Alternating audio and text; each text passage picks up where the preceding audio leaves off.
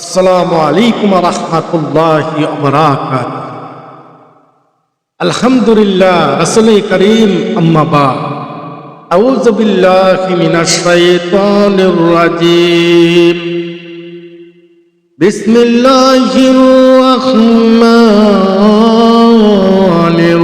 রাহিম।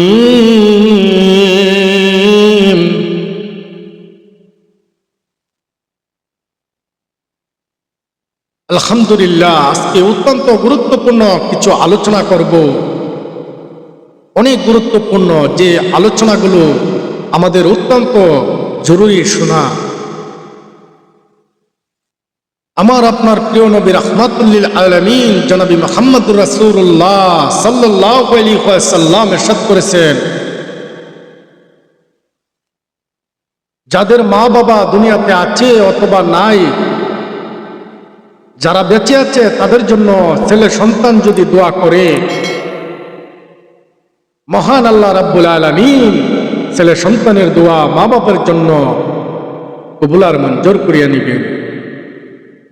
যারা দুনিয়াতে নাই, যাদের মা বাবা, তাদের জন্য দোয়া করবা কবরের পাশে গিয়ে আল্লাহর কাছে। আল্লাহ পাক রাব্বুল আলামিন শিখিয়েছেন কুরআন ও কারীমে যে মা বাবার জন্য কিভাবে দোয়া করতে হবে, আর মা বাবার জন্য দোয়া করার জন্য ছেলে সন্তানদেরকে আল্লাহ পাক শিখিয়ে দিয়েছেন, রব্বির হামহুমা ওয়া কামা রাব্বায়ানি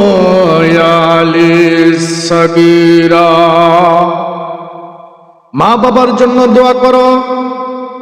ছেলে সন্তানদেরকে আল্লাহ পাক রব্বুল আলামিন শিখিয়েছেন এই মা বাবার জন্য এভাবে দোয়া করবা, আমি আল্লাহ রাব্বুল আলামিন কবুল আর মঞ্জুর করিয়া নেব। সুবহানাল্লাহ, আলহামদুলিল্লাহ। আল্লাহ পাক শিখিয়েছেন কুরআন ও কারীমে ছেলে সন্তানের জন্য। ছেলে সন্তানদেরকে বলেছেন মা বাবার জন্য এভাবে দোয়া করবা, আমি রব, আমি মালিক কবুল আর মঞ্জুর করিয়া নেব।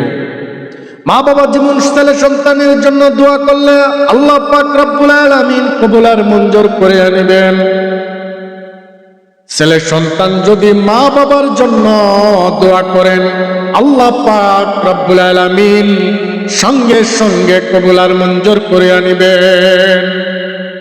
এই জন্য মা বাবা ও ছেলে সন্তানদের উপরে জুলুম করবেন না, কারণ অনেক সময় দেখা যায় এক সন্তানকে একরকম দেখেন, আরেক সন্তানকে আরেক রকম দেখেন, তা করা যাবে না। আর ছেলে সন্তান ও মা বাবাকে এত সুন্দর ব্যবহার করবা, মা বাবা যেন তোমার প্রতি রাজি খুশি হয়ে যায়।